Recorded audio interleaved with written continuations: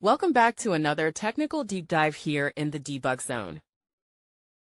Today, we're tackling a big question and breaking it down with insights from other users. Hopefully, this clears up some misconceptions and helps you get the answer you need.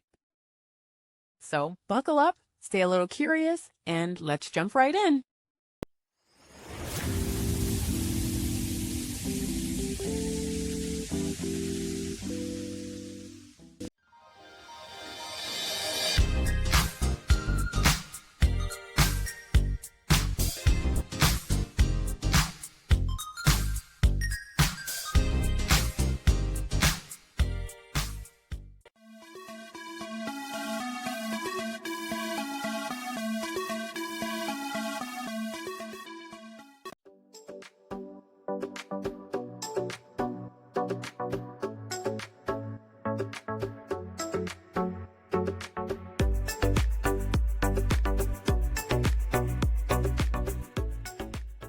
And that's a wrap.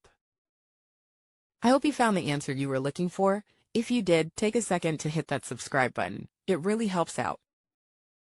And let me know in the comments which solution worked best for you.